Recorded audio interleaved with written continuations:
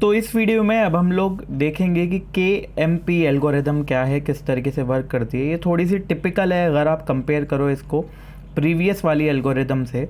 इसका full form क्या है? नथ, मॉरिस, प्रैट। तो ये वो तीन लोग हैं जिन्होंने मिलकर ये एल्गोरिदम बनाई थी। अब यहाँ पर समझते हैं एल्गोरिदम को। तो फॉर एन एग्जांपल ये मेरी स्ट्रिंग है मेन ABC ABS PB। यहाँ पर ये एरे के अंदर मैंने डाल दिया इसको क्योंकि इसी फॉर्मेट में ये रहेगी। अब यहाँ पर मान लो ये मेरी सब स्ट्रिंग है जो मुझे चेक करना है क्या इस स्ट्रिंग के अंदर आती है या नहीं, ABC ABS। तो अगर आप मिड में देखो तो यहाँ पे मिलेगी आपको ABC ABS। अब यहाँ पर अगर हम पिछली वाली अप्रोच से चलते तो क्या करते, ए को ए से कंपेयर करा, ठीक है चलो मिल गया। बी को बी से कंपेयर करा, मिल गया। सी को सी से कंपेयर करा, ये भी मिल गया। देन मैंने ए को ए से कंपेयर करा, बी को बी से कंपेयर करा एंड देन सी को एस से कंपेयर करा। यहाँ पर मुझे आंसर नहीं मिला।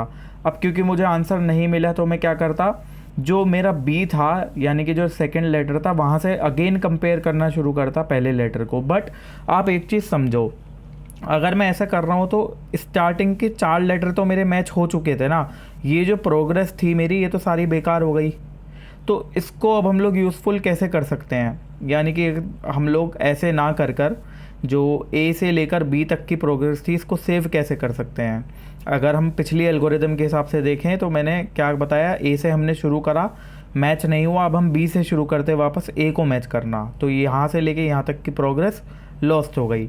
अब इसका तरीका क्या है, यहाँ पर अब हम लोग देखें क्या कर सकते थे। ये जो मेरा सी था यहाँ पर मिसमैच हुआ था, राइट, और सी का मिसमैच किससे हुआ था, एस से हुआ था। लेकिन अगर आप इससे पहले की बात करें ये पूरा का पूरा मैच हो चुका था यहाँ से लेके यहाँ तक का। तो अब मैं यहाँ पे ये देखूँगा क्या इस पूरी बची हुई सब स्ट्रिंग के अंदर कुछ ऐसा है जो कि प्रीफिक्स भी हो और सफिक्स भी हो। तो यहाँ पर आप देख सकते हो ए और बी शुरुआत में भी है और ए और बी लास्ट में भी है। तो सबसे लॉन्गेस्ट प्रीफिक्स एंड सफिक्स जो मैच होता है वो यहाँ पर क्या है, ए बी। अब देखो दिमाग लगाने की बात ये है, सिंपल सा लॉजिक है, जहाँ पर मेरी स्ट्रिंग मिसमैच हुई उसके पहले के अगर 4 मैच हुए हैं, इसका मतलब क्या है, अगर ये लास्ट में आता है और शुरू में भी आता है तो जहाँ पर मेरा मिसमैच हुआ है उसके जस्ट पहले जो 2 लेटर होंगे वो लेटर होंगे जो इसके शुरू में थे। आप देख सकते हो जो सी है इसके जस्ट पहले जो 2 लेटर हैं ए एंड बी है जहाँ से हमारी स्ट्रिंग शुरू होती है। ऐसा क्यों, क्योंकि लास्ट में भी यही है और ये 4 लेटर मैच हुए थे। तो इसका मतलब कंफर्म है जहाँ पर मिसमैच हुआ है उससे जस्ट पहले वाले जो 2 हैं वो ए और बी ही होंगे। तो अब मैं स्ट्रिंग को यहाँ से बी से फालतू में मैच ना करके, ए और बी तो मेरा सही मिल चुका ना मुझे, यहाँ पे सी से मैच करना शुरू करूँगा। तो मेरी जो एल्गोरिदम होगी ये वाली, इसके अंदर मैं क्या करूँगा, ए मेरा सही है बी मेरा सही है, इसके आगे अब मैं सी से मैच करना शुरू करूँगा। मेरी प्रोग्रेस लॉस्ट नहीं हुई, ये जो 4 डिजिट थी इस 4 में से मेरी 2 डिजिट बच गई, प्रोग्रेस लॉस्ट नहीं हुई, कंटिन्यूएशन हो गया एक तरीके से। अब मैंने सी को मैच करा ये भी सही है, ए को मैच करा ये भी सही है, बी को मैच करा ये भी सही है, एस को मैच करा और ये भी सही निकल गया। तो इस तरीके से एल्गोरिदम वर्क करेगी। अब यहाँ पर एक पॉइंट ये आता है कि यार बाकी सब तो ठीक है लेकिन जो पर्टिकुलर मेरी सब स्ट्रिंग की एरे ये है, सब स्ट्रिंग है, इस सब स्ट्रिंग की अगर मैं बात करूँ तो मैं पता कैसे लगाऊंगा कि क्या प्रीफिक्स है क्या सफिक्स है और किस हिसाब कहाँ से मुझे शुरू करना है नेक्स्ट टाइम एल्गोरिदम को। तो उसके लिए यहाँ पर हम लोग एक टेबल बनाते हैं, एक यानी कि एरे के फॉर्मेट में इसको रखते हैं जिसको हम बोलते हैं LPS यानी कि लॉन्गेस्ट प्रीफिक्स सफिक्स टेबल, सबसे लंबा प्रीफिक्स सफिक्स निकालने की टेबल। तो बहुत सिंपल सा सॉल्यूशन है इसका, जो भी यहाँ पे पहला लेटर है उसके लिए तो हम एज इट इज़ यहाँ पे 0 लिख देंगे क्योंकि जो पहला वाला लेटर है इसके ऊपर मेरा पॉइंटर रहेगा और इसको मैं क्या लिख दूंगा, एज इट इज़ 0, क्योंकि पहला वाला लेटर हम किसी से कंपेयर नहीं कर सकते। फिर जो नेक्स्ट लेटर है मैं इसको कंपेयर करूँगा, यानी जो बी है उसको कंपेयर करूँगा, क्या ये सेम है जो पहला लेटर था ए, नहीं है, तो यहाँ पर भी क्या आ जाएगा 0।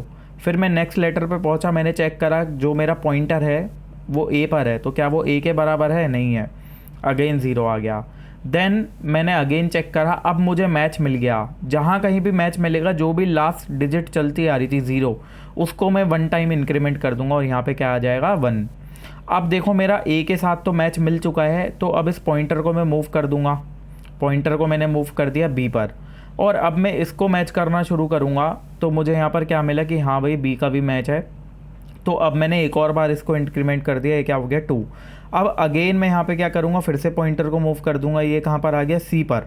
अब सी को जब मैं नेक्स्ट डिजिट से मैच करूँगा एस से तो वहाँ पर नहीं मिलेगी मुझे, तो अगेन क्या आ गया 0। तो मेरी जो LPS टेबल बन गई वो क्या बन गई 0 0 0 1 2 0। अब एक बार हम लोग यहाँ पे देख लेते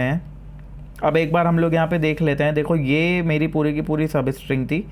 इसके यहाँ पर जब हम लोगों ने मिस मैच करा था तो स्टार्टिंग में क्या था AB, एंड में क्या था AB। ये लेकिन मैं एक्चुअल में पता कैसे लगाऊंगा, लॉजिक क्या है, जहाँ कहीं भी मेरी स्ट्रिंग रुकी है, मेरा जो मिस मैच है वो कहाँ हुआ है, S पे हुआ है, तो इसका जो पोजीशन है वो क्या है 5।